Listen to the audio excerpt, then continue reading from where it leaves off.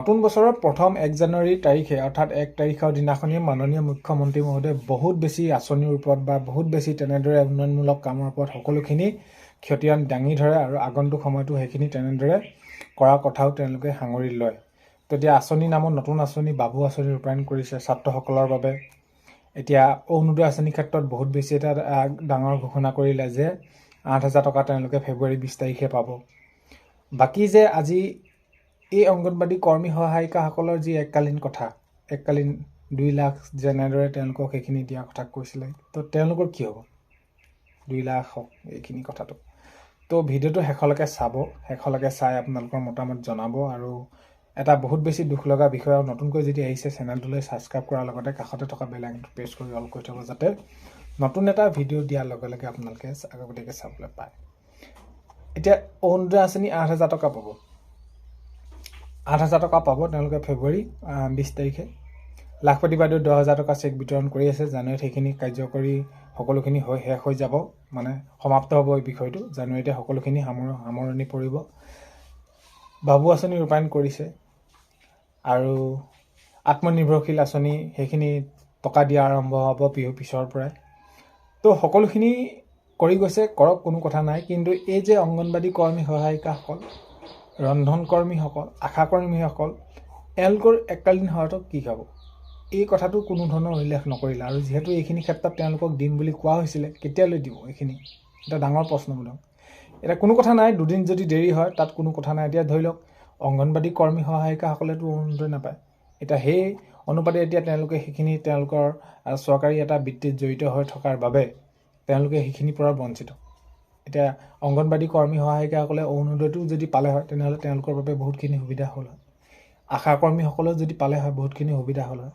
ৰন্ধন কৰ্মীসকলেও পালে যদি তেনেহ'লে বহুতখিনি সুবিধা হ'লে। যে এককালীন যিটো দিম বুলি কৈছে, হয়তো অলপ দেৰি হৈছে, কোনো কথা নাই, কিন্তু আমি অৰুণোদয় পাইছোঁ।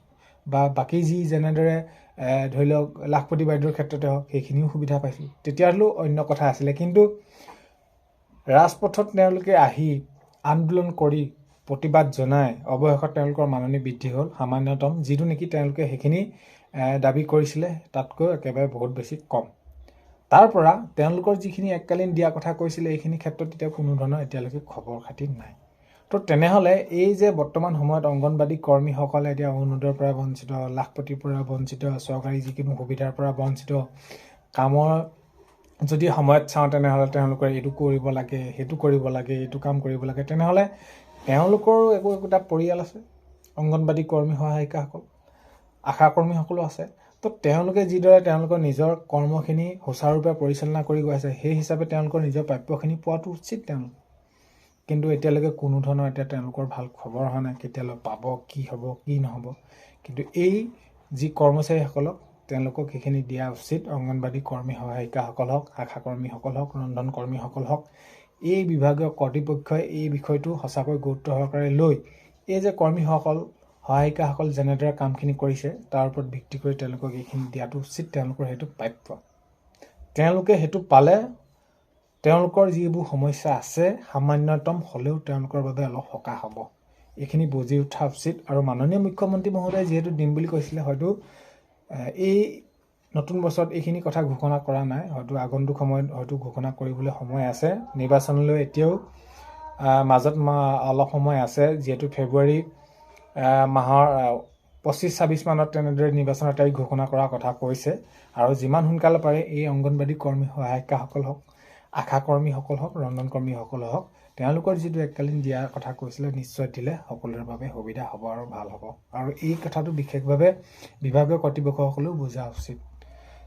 তো সেইখিনি কথা। আৰু বিশেষকৈ আঁচনিৰ ক্ষেত্ৰত যদি তেওঁলোকে সেইখিনি পালে হয়, আজিৰ তাৰিখত অৰুণোদয় পালে হয়, আজিৰ তাৰিখত লাখপতি পালে হয়, তেতিয়া আৰু বিশেষ বহলাই কোৱাৰ ইমান এটা প্ৰয়োজন নাথাকে। 2 এদিন পলম হ'লেও কোনো কথা নাই। কিন্তু আজি যে বছৰ বছৰ ধৰি তেওঁলোকে কিমান কষ্টৰ মাজেৰে দিন পাৰ কৰি ঘূৰিছে, কেনেদৰে আছে তেওঁলোকে, সেইখিনি ক্ষেত্ৰত যদি আমি চাওঁ, কাৰণ কেলৈ প্ৰতিটো ক্ষেত্ৰতে প্ৰতিটো খোজতে টকাৰ প্ৰয়োজন, অৰ্থৰ প্ৰয়োজন। তেওঁলোকৰ পৰিয়াল থাকিব, তেওঁলোকৰো দুখ কষ্ট আছে, তেওঁলোকৰ সমস্যা আছে, সেইখিনি কেনেদৰে সমাধান কৰিব। নিৰ্দিষ্ট সময়ত তেওঁলোকে সেইখিনি বিদ্যালয়ত উপস্থিত হ'ব লাগে, কাৰ্যালয়ত উপস্থিত হ'ব লাগে। দিনটো তেওঁলোকে তেনেদৰে যায়, বাকী অন্য দিশৰ ফালৰ পৰাও তেওঁলোকে ইনকম কৰিবলৈ কোনো ধৰণৰ পথ নাথাকে, সময় নাথাকে। তো যদি আমি চাওঁ এতিয়া এজন দৈনিক শ্ৰমিকে দৈনিক যদি কাম কৰে মজুৰি তেনেদৰে তেওঁলোকে কিমানখিনি পাব 500 পৰা 600 টকা পাব তেনেহ'লে মাহেকত যদি আমি চাবলৈ যাওঁ ভালমানখিনি হ'ব দৈনিক যদি 600 টকা হয় মাহেকত 18,000 টকা তো সেই ব্যক্তিটো তেওঁলোকে যিটো দাবী কৰিছিলে নাপালে কথাটো হ'ল কি এই যে এককালীন তেওঁলোকক যিটো দিম বুলি কৈছিলে দিলে নিশ্চয় সকলোৰে বাবে ভাল হ'ব এই বিষয়টো গুৰুত্ব সহকাৰে ল'ব লাগে আৰু এইখিনি কাৰ্যকৰী কৰিলে সকলোৰে বাবে সুবিধা হয় তো আগন্তুক সময়ত খবৰসমূহ পালে নিশ্চয় জনাম ভিডিঅ'টো শেষলৈকে চোৱাৰ বাবে বহুতেই বেছি ধন্যবাদ অন্য এটা ভিডিঅ'ৰ সৈতে লগ পোৱাৰ আশাৰে আজিলৈ